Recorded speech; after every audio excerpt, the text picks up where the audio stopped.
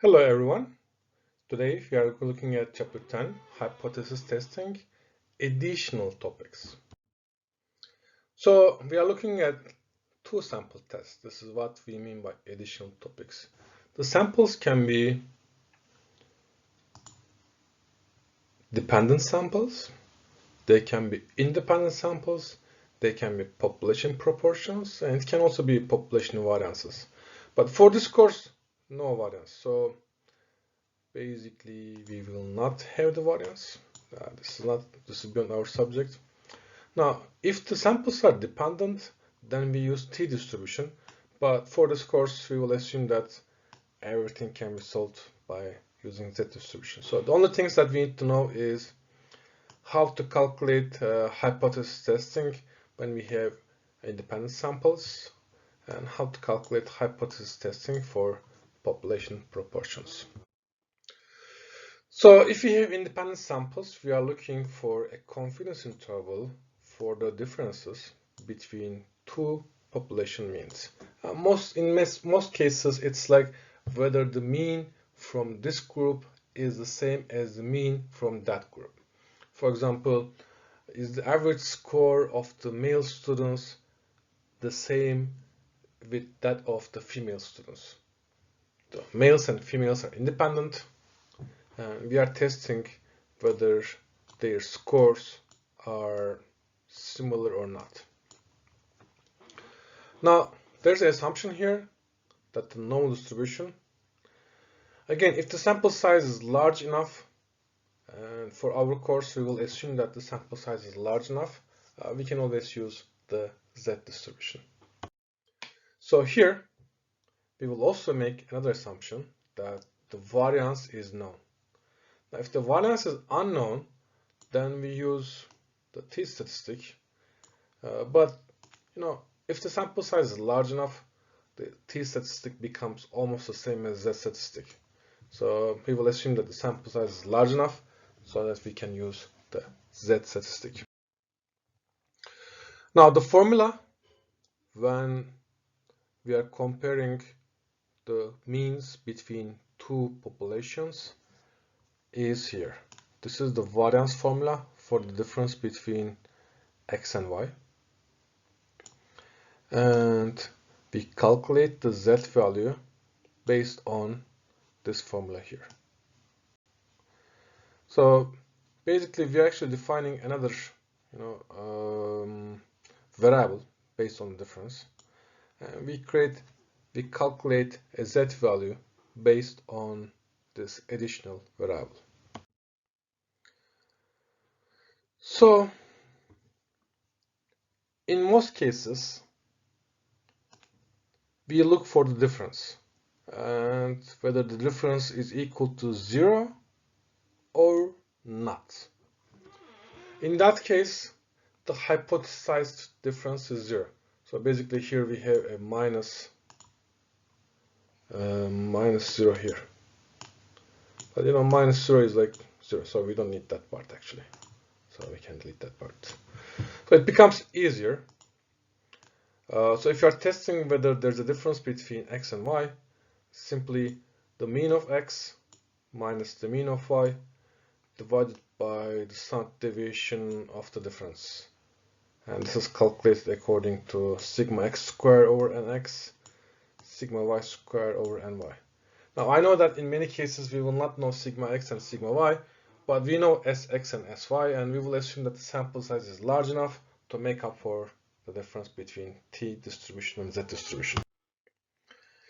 So the idea is the same. It could be the tail. Let's start with the two-tail test. The first two-tail test is whether the means are equal, which means whether the difference between mu x and mu y is 0 or not 0. So this could also be written like this. And this is two-tail test. Now for the upper tail test, we look for whether the mu x, the mean of x, is less than the mean of y, or simply that if the difference between them is less than or equal to 0. Now we reject this hypothesis if the alternative is satisfied. That's why it's called the upper tail test. Now for the lower tail test, the alternative is whether the mu x is less than mu y, or if the mu x minus mu y, the difference between them, is less than 0, and that's called the lower tail test. So the decision rules are very much similar. You create a standard normal variable, and I strongly recommend that you draw one of the graphs so that you will know where is the rejection region. Now I'll start with the two-tail test. And you first define the z values. Like for example, for 95%, that will be 1.96. This will be 1.96 here, and this will be minus 1.96 here. And if the z value that you calculate is in this rejection region, and those areas are rejection regions, then you will reject as 0. Now for the upper tail test, you look for if the calculated z value is in the upper level of this graph, and if the z calculated is greater than z alpha, then you will reject as 0 here. Now for the lower tail test, you look for the lower tail of the normal distribution, and if the calculated z value is less than the critical z value that you calculate, that you find from the table, then you will reject as 0. Now proportions is also something interesting. So we want to test for the differences between two population proportions. Now, for example, in Turkey, we have different generations: generation X, generation Y, and generation 65 plus, for example. And obviously their choices are different. And how different is this? For example, this is something that many people are wondering.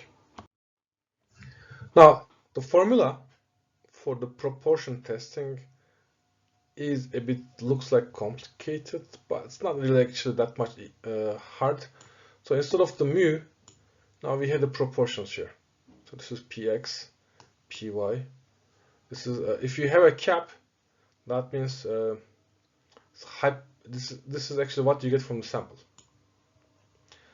And the big P, the P is here, are actually the hypothesized values. And x is the sample size x, and y is the sample size y. In many cases, the difference will be assumed to be 0, and this is what we will be trying to test. And that will make our job easier. S0 is where the difference equals to 0. So here we have like a minus 0 here. Actually, minus 0 doesn't mean anything, so this is actually a hidden part. So the z value for the population proportion is calculated as the sample px minus sample py over this is the variance of x, this is the variance of y, and you take the square root. But actually it's a little bit complicated because the p0 here is the joint variance, and it's like based on this formula here. So the idea of the rejection is the same for two-tailed test. For the alternative hypothesis, you look for the rejection region on the right side and on the left side.